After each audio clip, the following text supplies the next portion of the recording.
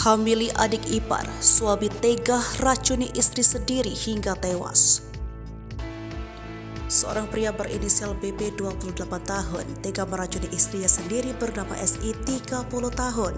BP tega membunuh istrinya sendiri lantaran ingin menikahi adik iparnya berinisial A 17 tahun. BP dan A bahkan sudah berhubungan begitu jauh hingga hamil. Dari informasi berhasil dihimpun awal mula kasus ketika sang istri SI meninggal dunia mendadak pada Minggu 12 Maret 2023. Sekitar pukul 10.30 waktu Indonesia bagian Barat, korban mengalami kejang-kejang. Sempat diberikan pertolongan namun nyawa SI tak berhasil diselamatkan. Kakak kandung korban merasa kematian adiknya ini janggal, sehingga melaporkan kejadian ini ke polisi. Polisi dari jajaran Polres Tulang Bawang berhasil mengungkap titik terang tewasnya SI. Belakangan baru terungkap SI tewas dibunuh dengan cara diracun oleh suami sendiri BP. Kapolres Tulang Bawang AKBP Jibrail Bata Awi membenarkan fakta ini. Polisi kemudian menangkap pelaku pada hari Kamis 30 Maret 2023 kemarin sekitar pukul 2:30 waktu Indonesia bagian Barat. BP ketika itu sedang berada di rumah mertuanya di Kampung Tridharma Wirajaya, Kecamatan Banjar Agung, Kabupaten Tulang Bawang.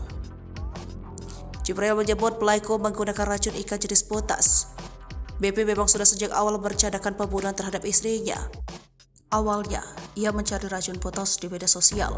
BP lantas membelinya seharga Rp117.000. Pesanan pelaku kemudian diantar oleh kurir pada Minggu 12 Maret 2023. Pelaku lalu memaksa istrinya meminum racun hingga korban tewas 30 menit kemudian. Jibrail menjelaskan, motif dari kasus ini dipicu masalah asmara bercampur sakit hati. BP sakit hati ke istrinya karena korban dianggap sebagai penghalang pelaku menikahi adik iparnya. Fakta lain terungkap, BP sebelum menikah dengan korban sempat menjalin kasih dengan A.